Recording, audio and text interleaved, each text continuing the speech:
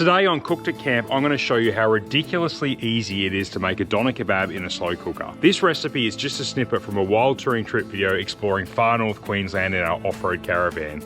A link to that full video is in the description below. We're going to do a slow cooked lamb kebab. We've done this before, it's like a doner kebab style thing. I've never done it on the channel before. I've cooked it once on this trip without filming it, and we learned a couple of things to sort of tweak it to make it better. So now I can show you the improved version, but it's really simple. It just takes time. It's going to slow cook for 3 to 4 hours, which I'll show you shortly, but we'll get the meat ready.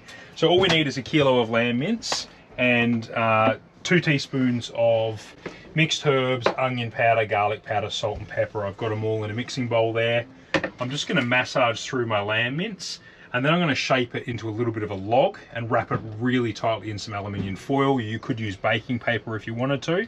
And then I'm going to bang it in the slow cooker for 4 hours on high.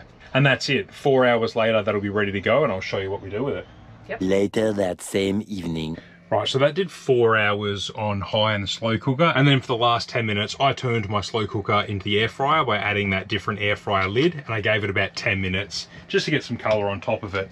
If you don't want to do that, what you can do is slice it and then actually fry those little slices of doner kebab meat in your fry pan with a bit of oil or butter, and you can get some color on it that way. In fact, I think that's what kebab shops do. Like if they've got old sort of like dry meat or whatever, to revive it, they'll give it a bit of a fry on a hot plate. Anyway, here we go. We did also use a different bread this time. Last time we used that like drier Lebanese bread. This time souvlaki, because it's going to fold up a little bit nicer. I hope. Yeah. And we just got a bit of cheese, iceberg lettuce, red onion, and tomato, and a couple of different sauces. A little bit of garlic aioli, and Chloe's got some smoky chipotle over there.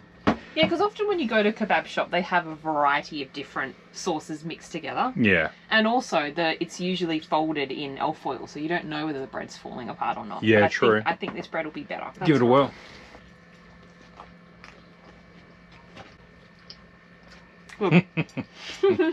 Good. The next day.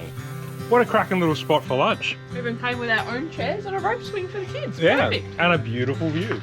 We just reheated that kebab meat, the one that we did last night. Like I said, you can reheat it, put a bit of crisp on it. It's probably a little bit nicer actually.